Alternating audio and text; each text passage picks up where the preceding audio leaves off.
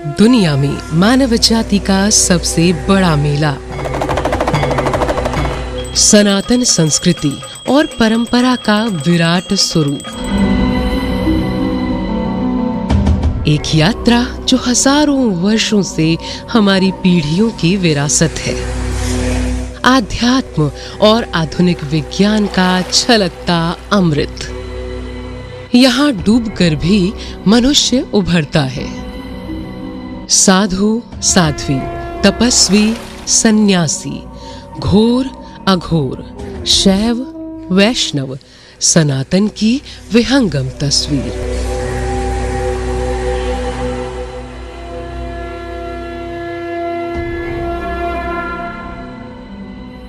नमस्कार। पूर्ण कुंभ का ये मेला जब तक इसे अपनी आंखों से न देख लिया जाए, इसकी विशालता और गहराई को समझ पाना संभव नहीं है। भारतीय हिंदू परंपरा में हर 12 साल के बाद एक ऐसा हुजूम जमा होता है जहां दुनिया भर से लोग आते हैं। त्रिवेणी संगम पर होने वाला एक ऐसा समागम जो स्वयं में एक चमत्कार है। दुनिया का सबसे बड़ा, सबसे पावन, सबसे ऊर्जावान, सनातन के इतिहास का वैभवशाली आध्यात्मिक पर्व, सबसे गौरवशाली उत्सव। हर 12 साल पर माघ महीने में होने वाला ये है महाकुंभ।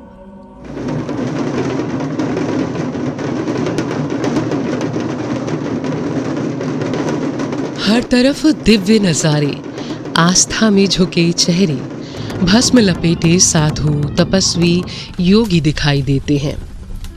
यहाँ भक्ति के गागर में धर्म का सागर है, जहाँ अमीर, गरीब, बूढ़े, जवान, पुरुष और महिलाएं शुभ मुहूर्त में पवित्र स्नान करना चाहते हैं। ये भावनाओं भरा एक सफर है। अनेकता में एकता की एक मिसाल है। यही सनातन है, यही भारतीयता है, यही कुंभ है। ये है भाषाओं, संस्कृतियों और समुदायों का बेमिसाल संगम। विविधता का खजाना।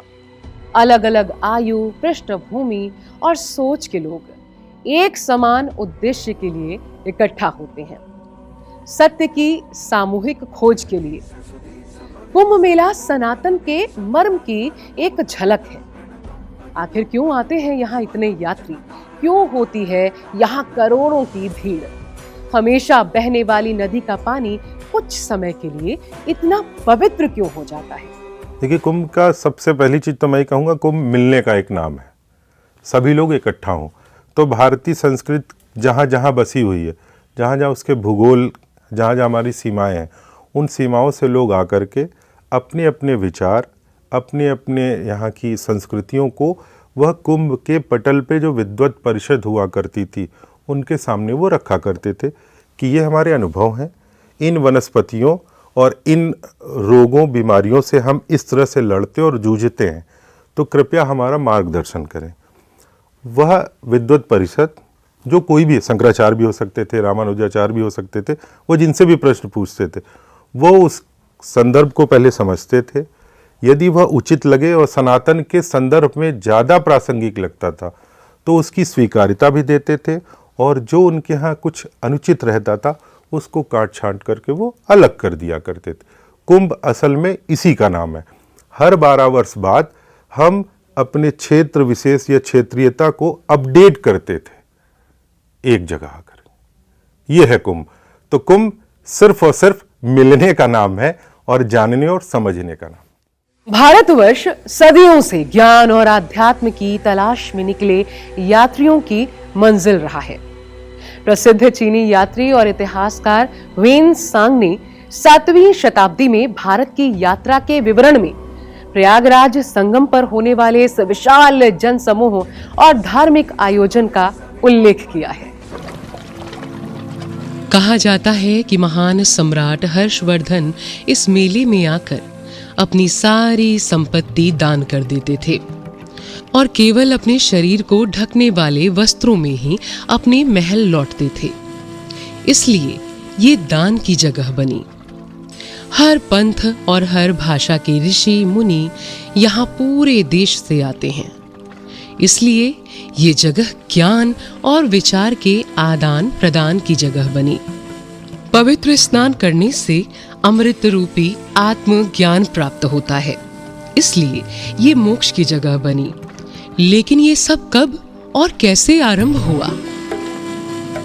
और ये सब शुरू होता है उस समय से जब क्षीर सागर से निकाला गया था अमृत। समुद्र मंथन की कथा जो महाभारत, रामायण और कई पुराणों में वर्णित है, कुंभ मेले की उत्पत्ति का जो आधार है। इस कथा में देवताओं और असुरों के बीच अमृत के लिए संघर्ष का वर्णन है। एक समय देवताओं और असुरों के बीच युद्ध में देवता हारने लगे। तब वे भगवान विष्णु के पास गए और उनसे सहायता मांगी। विष्णु ने उन्हें समुद्र मंथन करने की सलाह दी, जिससे अमृत निकलेगा और देवताओं को अमरता प्राप्त होगी। समुद्र मंथन के लिए मंदराचल पर्वत को मथनी और वासुकी नाग को रस्सी बनाया गया। देवताओं और असुरों ने मिलकर समुद्र का मंथन शुरू किया। मंथन के दौरान समुद्र से कई अद्भुत चीजें निकलीं, जिन्हें 14 रत्न कहा जाता है। इनमें से कुछ प्रमुख रत्न हैं: कामधेनु, दिव्य गाय; ऐरावत, इंद्र का हाथी; पारिजात का पेड़; लक्ष्मी, जो धन और ऐश्वर्य की देवी थीं, जो बाद में भगवान विष्णु की पत्नी बनी; वारुणी, मदिरा की देवी, जिसे असुरों ने ग्रहण किया। अंत में 13वें रत्न धनवंतरी प्रकट हुए। उनके हाथों में अंतिम रत्न अमृत का कुंभ यानी कलश था। देवताओं और असुरों के बीच फिर से अमृत के लिए युद्ध हुआ। मान्यता ये भी है कि धनवंतरी, जो आयुर्वेद के देवता हैं, अमृत से भरा ये कुंभ लेकर स्वर्ग जा रहे थे।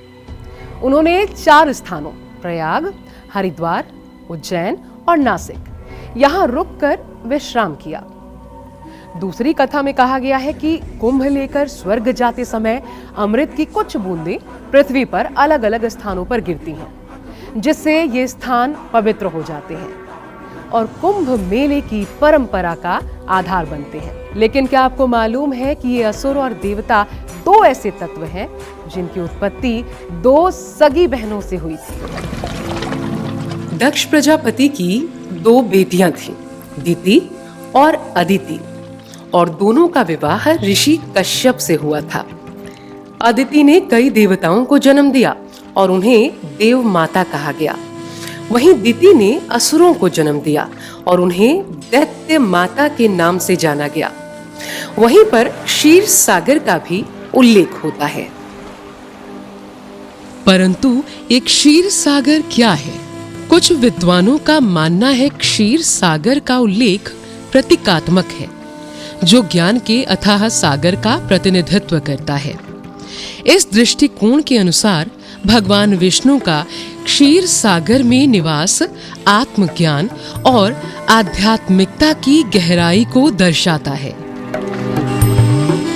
हजारों साल से हमारी भारतीय परंपरा में ऐसा कहा जाता रहा है कि महाकुंभ की शुरुआत क्षीर सागर से हुई थी और सागर मंथन से जो अमृत निकला था उसकी बूंदें जहां जहां गिरी वहां वहां कुंभ, महाकुंभ, अर्धकुंभ का आयोजन होता है।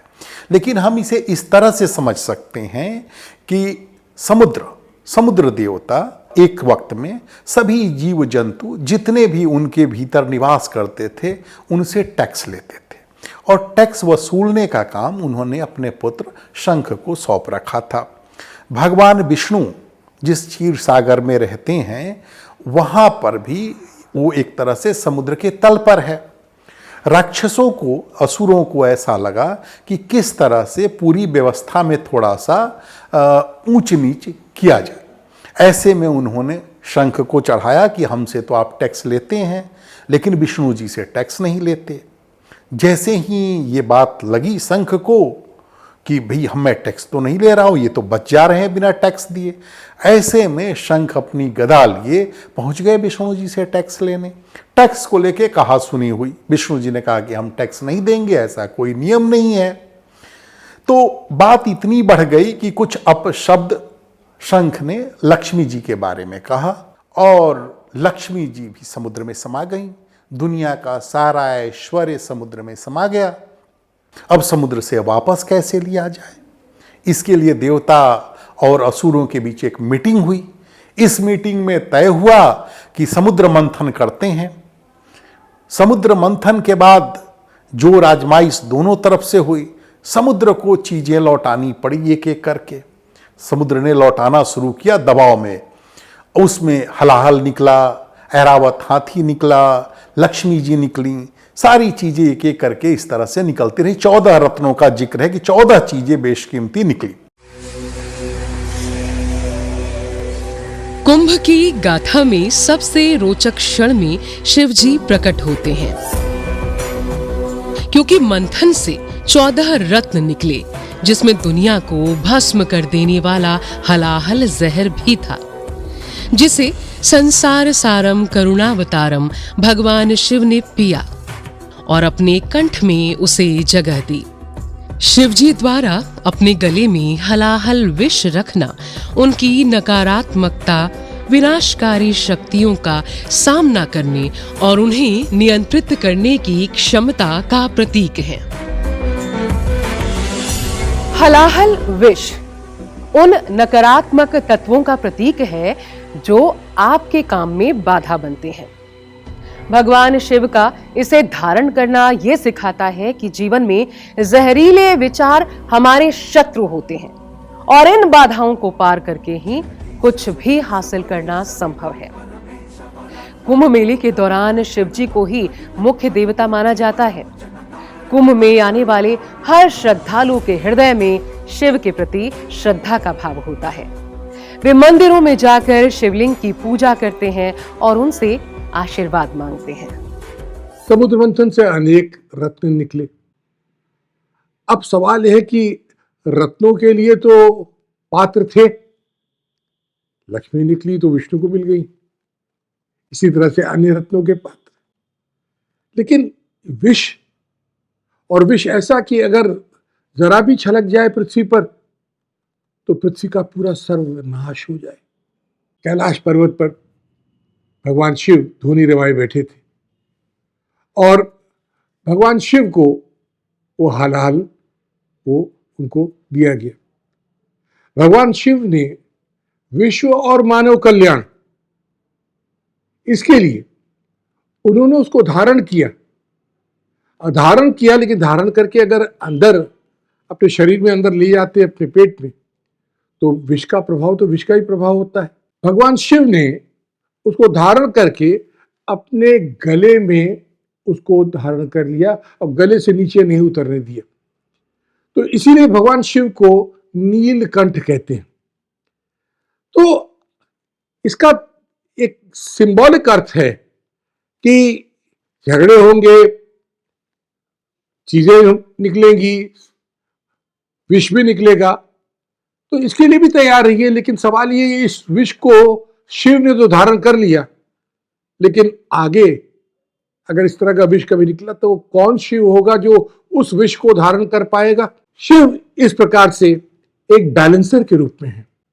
एक मानव कल्याण के लिए जो उन्होंने इसको धारण किया वह शिव ही कर सकते हैं और कोई अन्य देवता नहीं कर सकते। और ये बात मानव समाज को संदेश के रूप में भी दी गई कि शिव जो हैं वो आपको विनाश से बचा सकते हैं, लेकिन आप इससे बचिए। यहाँ कोई बुरे मन से नहीं आता, भारी मन से जरूर आता है। प्रायश्चित करने, अपने मन के बोझ को हल्का करने, आत्मा की धूल को साफ करने, अपने अंदर के अमृत को पाने के लिए अपने असुर को मारकर अपने अंदर के देवत्व को, सत्य को हासिल करने के लिए। मान्यता है कि प्रयाग वो स्थान है जहां भगवान श्री विष्णु प्रकट हुए थे और आज भी विद्यमान है। इसलिए भगवान श्री माधव जी का तीर्थराज प्रयाग में विशेष अनुष्ठान होता है। हमारे प्राचीन ऋषि मुनि पूरे अंतरिक्ष को जानते थे।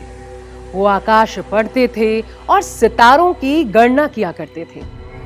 उनके अनुसार जब सारे ग्रह ऐसी स्थिति में हो, जब उनसे निकलने वाली आध्यात्मिक ऊर्जा अपने चरम पर हो, तो उस दिव्य समय में दिव्य स्थान पर स्नान करना चाहिए। लगभग 2000 साल पुराने सूर्य सिद्धांत और पंच सिद्धांतिका जैसे प्राचीन ग्रंथों में इन खगोलीय घटनाओं का उल्लेख मिलता है, जो कुंभ के आयोजन का समय निर्धारित करती हैं। बृहस्पति को अपनी राशि चक्र की परिक्रमा पूरी करने में लगभग 12 वर्ष लगते हैं और इसलिए कुंभ मेला लगभग हर 12 वर्षों में एक स्थान पर मनाया जाता है। ये कुंभ में ये विशेष तिथियां नक्षत्रों के विशेष संयोग से इनकी युति होती है, और जब इनकी युति होती है तो जैसे आपकी मकर संक्रांति है, तो मकर संक्रांति के दिन जो अमृत जो कलश से छलका था वह यहाँ गंगा, जमुना और सरस्वती की पावन नदियों में वह गिरा था। मौनी अमावस्या, उस दिन मौन का है व्रत संकल्प। मौन का है कि इट इज, जिसको कहते हैं स्प्लेंडर ऑफ साइलेंस। जब आप मौन धारण करते हैं तो वहाँ विष्णु से पर्व जुड़ा हुआ है। इसी प्रकार से बसंत। तो इन सब पर्वों पर जो तिथियों का, जो नक्षत्रों का योग है, उन नक्षत्रों के योग से ये इन तिथियों का महत्व है, और उन महत्व के कारण ये हर साल नहीं होते हैं। ये जो ग्लोबल मूवमेंट है नक्षत्रों का, ये 12 वर्ष की अवधि के बाद जब आता है तब उसमें एक विशेष युति आती है जिसमें इनकी युति होती है, और इसलिए इनका महत्व होता है। सांकेतिक रूप में महाकुंभ मानव रूप का प्रतिबिंब है, और उस कुंभ या फिर कलश का अमृत हर एक इंसान की आध्यात्मिक क्षमता का प्रतीक है। सनातन का अमृत शाश्वत अमृत है। कुंभ में जो सागर मंथन की कथा है, देवासुर संग्राम हुआ। संग्राम होता है, सबके भीतर होता है, सबके भीतर देवता है, सबके भीतर दानव है। लेकिन इस दानव और देवता के स्वरूपों में जो संघर्ष चलता है, उसी से पार पाने के लिए अमृत की कथा, अमृत का मंथन, सागर का मंथन, और उसमें से निकला वो सार तत्व। कुछ बूंदें गिरी, 4 जगह। ये मुझे लगता है ये सागर मंथन नहीं बल्कि स्वयं के मंथन की कथा है। सागर मंथन हुआ, विष भी निकला, अमृत भी निकला, वहाँ भी जहर निकला। जीवन भी कुछ ऐसा ही है। जीवन में भी बहुत कुछ ऐसा है, जब अच्छा पाने जाते हैं तो कठिनाइयाँ आती हैं, तकलीफ़ें आती हैं, परेशानियाँ आती हैं। लेकिन जो उस परेशानियों से डरते नहीं हैं, आगे बढ़ते रहते हैं, और जहर जैसे चैलेंजेस भी आ जाएं तो क्या करो? तो भगवान शिव ने कहा, अगर तुम उगलते हो तो भी नुकसान होता है, अगर तुम निगलते हो तो खुद परेशान होते हो। वहाँ उधर बाहर का नुकसान है, इधर भीतर परेशान। एक्सप्रेस करो तो सप्रेस करो तो यही जीवन की दशा है। तो क्या करो? उन्होंने अपने गले में धारण कर लिया, और गले में धारण करके शिव नीलकंठ कहलाए। और धारण करके, अब विष को पचाना आसान नहीं है, उन्होंने क्या किया? ध्यान लगाया। ये उत्तर है समाज के उस जहर के पान करने का, गरल पान करने का, कि जब जब समाज में ऐसा हो तो क्या करो? बोले विष पान नहीं करना है, विष को धारण कर लेना है। पर धारण कैसे करें? बोले ध्यान से। ध्यान से ही धारण करने की शक्ति प्राप्त होती है, पूरी पृथ्वी को भी, धर्म को भी, और किसी विष को भी। विवेक यानी सही और गलत को समझने की शक्ति, और अविवेक हमारे भीतर संघर्ष पैदा करते हैं, जिसे देव दानव संग्राम कहा गया है। जब इन पर पूरी तरह से नियंत्रण होता है तो हमारे भीतर अमृत, अंतरात्मा की शांति का जन्म होता है। कुंभ शब्द का अर्थ इस तरह समझा गया है, हमारे शरीर में 5 ज्ञानेंद्रियां, देखना, सुनना, सूंघना, चखना छूना। 5 कर्मेंद्रियां, हाथ, पैर, वाणी, मल और मूत्र का त्याग करने वाले अंग। 1 चित्त और 1 मन होता है।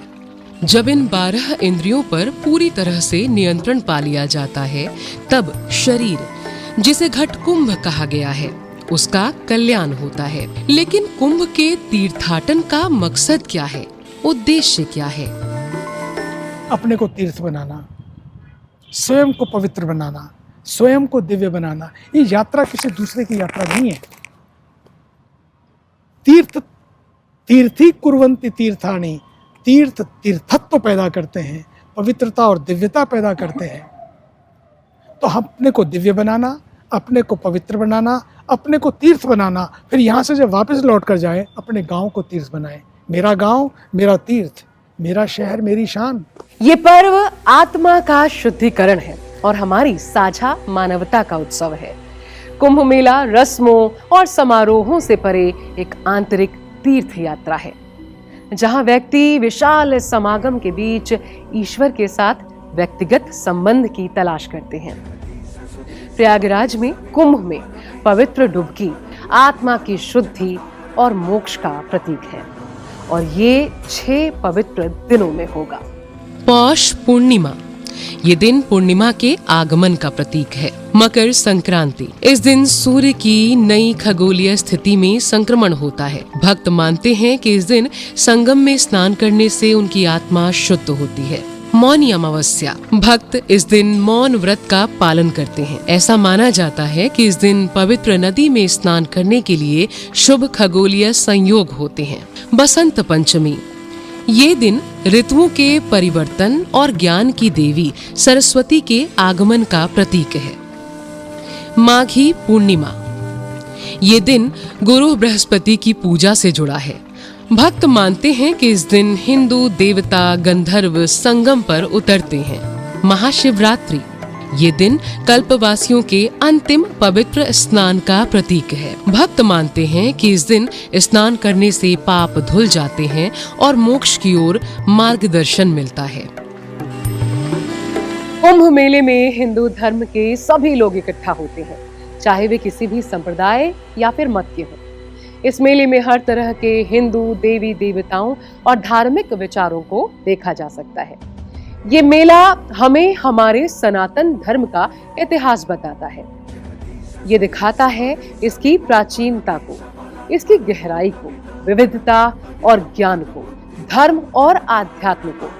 ये मेला इस बात का सबूत है कि जब पूरी दुनिया अंधेरे में जी रही थी, हमारे ऋषियों ने आकाश के तारों, सूर्य, चंद्रमा और ग्रहों को पढ़ लिया था।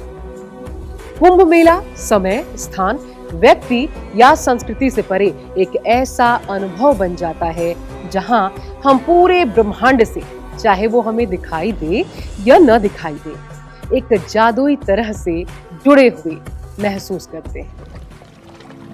कुंभ एक दुर्लभ क्षण होता है जब भारत के हर कोने से ऋषि, तपस्वी और आध्यात्मिक गुरु एक साथ आते हैं। आमतौर पर जहां भक्त महान ऋषियों का आशीर्वाद पाने के लिए कठिन यात्राएं करते हैं,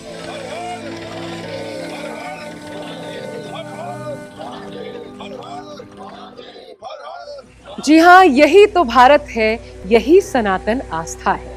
हम भी इस तीर्थ की यात्रा करेंगे। आइए पर्व मनाएं, आस्था का, धर्म का, मानवता का, सनातन के गौरव।